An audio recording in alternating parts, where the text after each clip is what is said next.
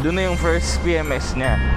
Alam mong safe yung motor mo kasi sa Vespa mismo gagawin eh. Mas ma-appreciate mo talaga pag di-drive ng iba yung motor mo eh. Vespa ba? Labor pa lang, gano'n na.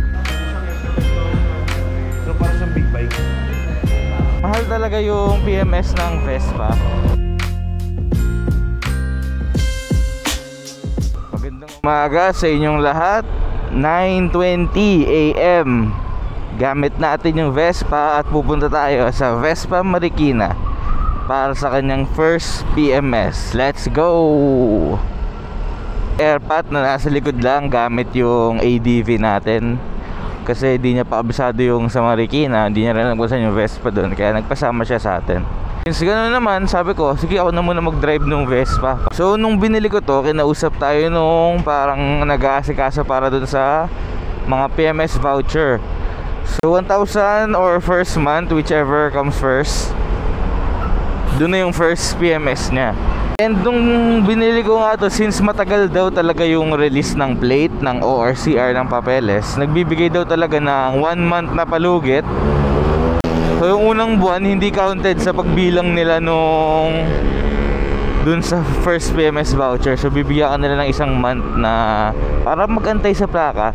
And then dun lang magsisimula yung 1 month na bilang. So October 8 binili, November 8 yun yung next month. Yun na yung dun na magsisimula yung bilang nung sa 1 buwan sa voucher. So December 8 hanggang dun na lang valid yung first PMS voucher. Sayang din naman. Kaya tara, punta tayo sa Marikina. Let's go! Yun din siguro yung isang struggle pag naka-Vespa ka. Hindi ko alam kung struggle ba siya o mas makakampante ka eh. Yung Vespa, dun lang talaga pwede gawin sa Vespa o sa accredited ng Vespa na mga shop. Kasi medyo tricky siguro yung mga parts nito and yung paggamit. Kailangan talagang pang professional lang at talagang pang Vespa lang. Yung pros doon is alam mong safe yung motor mo kasi sa Vespa mismo gagawin eh. Ang cons lang siguro yung pag mayroong mga madali ang kailangan palitan, kailangan papuntahan yung Vespa at baka mamaya wala o order pa, hindi yung pwedeng generic. Kailangan talagang original Vespa parts. Tsaka sayang din yung voucher guys eh. Alam ko mahal din yung magpa-PMS dito sa Vespa. Yung Odo neto ay 419 pa lang. So batang bata pa. Nga yung ating ADV na pagkamahal-mahal. First time ko makita na di-drive siya ng iba. And masasabi ko na mas ma-appreciate mo talaga pag di-drive ng iba yung motor mo eh. Tignan mo naman oh, napaka-pogi pa, napaka-kinis. Mas maganda to lalo pag pina-ceramic coating natin to sa hair ko. From matte to glossy. Shoutout hair ko, solid nung gawa nyo sa PCX na airpat. Talagang presentable, kabenta-benta na ulit siya. Okay, andito na tayo sa Vespa Marikina Service Center.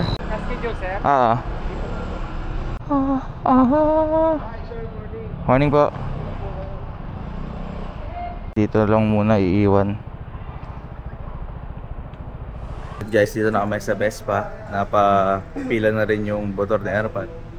Sakto dumating na rin yung ano niya, yung rack sa likod. Check natin mamaya. Starstruck siya kasi dito ang galing yung favorite niya.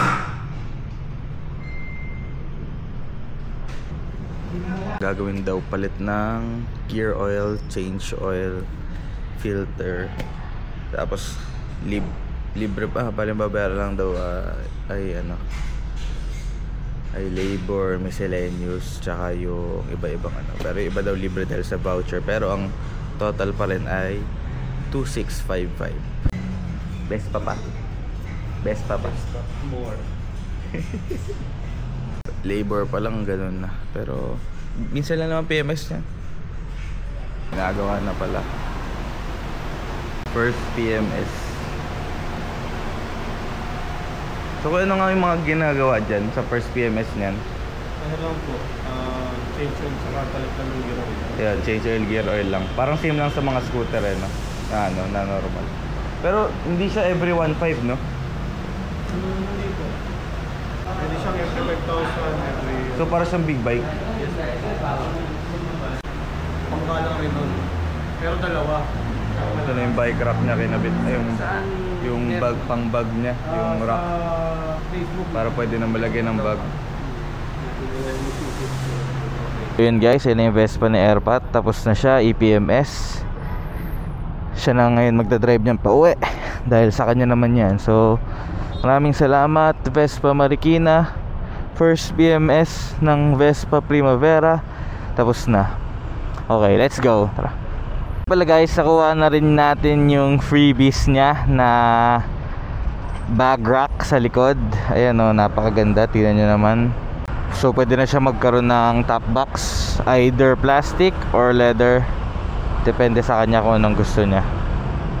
So next PMS na niyan is after 5 months or 5,000 kilometers. So whichever comes first ulit. So napansin ko para siyang big bike. Hindi siya yung scooter na every 1,500 or 2,000 papalitan. So matagal yung ano niya, matagal yung PMS niya. So sa first PMS niya na meron pa mga voucher, gumastos din siya ng around 2,655 to be exact. Partida may voucher pa yon. Isipin, mahal talaga yung PMS ng Vespa. Kaso kung titignan mo rin next niya naman after 5,000 kilometers pa or after 5 months pa. So matagal din, hindi siya yung monthly or every 2 months. So tipid ka rin kung sakali. Kung every 5 months, doon ka lang naman gagastos ng 2,700, di ba? At least napapalit natin yung oil niya, pati yung gear oil. So pwede na to i-ride ng i-ride. May bag rack na rin. Pwede na rin mag-angkas dyan. So guys, kung masasuggest nyo, ano kaya ang magandang kulay ng bag para dito sa ganyang colorway niya na Vespa? Comment down below kung may masasuggest kayo para naman magkaroon kami ng idea kung anong bagay talaga sa kanya. Kalimutan ko pala sabihin, dumating kami doon around 10 o'clock na, 10 AM, and natapos ngayon lang 1:30. Since nag break time pa, kaya siguro umabot ng ganun. So 10, 11, 12, 1. So 3 hours and 30 minutes. Pero kung tutusin, parang 2 hours and 30 minutes lang siya kasi naabutan kami ng break time. Sakto naman, lumabas kami. Hindi kami nag-antay dun sa mismong shop. Kung magpapa-PMS ka ng Vespa, hindi talaga siya tulad ng ordinary scooter. Prefer talaga sa Vespa lang kasi ganun eh. Wag. And ayun nga guys, ang conclusion ko dito sa Vespa ni Airpat after mabili, after mabigay sa kanya and ma-PMS, sobrang tama lang nung desisyon namin na bumili na i-reserve na yung unit na yan at iiwan dun. Kasi guys, yung new Primavera S, yung ganyang colorway, kasama pa yung 3 pang colorway na bago, wala na dun sa shop. Yung lumalabas na lang dun yung Primavera S na luma na kulay, wala na yung mga ganyan. Kaya saktong sakto talaga yung bili namin. Ayun na nga, dito ko natatapusin yung video. First PMS ng Vespa Primavera S, done na. Next na niya is after 5 months or 5,000 kilometers, whichever comes first. So maraming salamat sa panonood. Moto GT, Moto Airpat, at kasama ang kanyang napakaganda na Vespa out. Goodbye. So guys, ito nga pala yung binibenta natin na PCX. So nandito lang siya sa garahe hanggang mabenta siya. So hindi na ito ilalabas, hindi na ito gagamitin. Maliban na lang kung may titingin. So for sale pa rin, paalala ko lang, 100,000 for sale, negotiable.